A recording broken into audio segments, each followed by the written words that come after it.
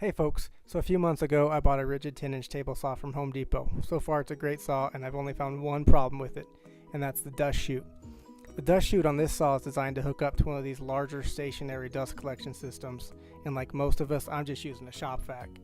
Problem is the port on the bottom of the dust chute is just too large to connect a shop vac hose to. So I needed a quick and easy DIY solution, and guess what? I found one. So I mentioned this was for my Ridgid 10-inch table saw, but don't worry, this will probably work for any brand table saw that you're trying to connect a shop vac to that has a larger dust chute port on it. And that quick and easy DIY solution was a 2-inch by 3-inch rubber coupler that I picked up in the plumbing department at the same place I bought the saw, Home Depot. Best part, it was only about $5.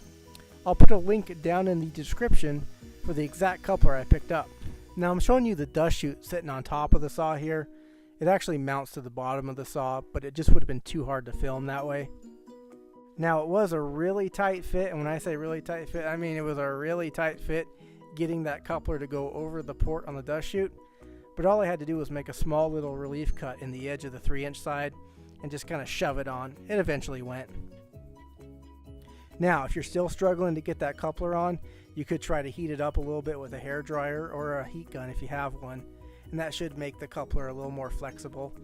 If it still won't go on, maybe try to put a little bit of Vaseline around the edge of the port on the dust chute, and then it should slide right on. But once you get it on, be sure and tighten down that clamp to hold it in place.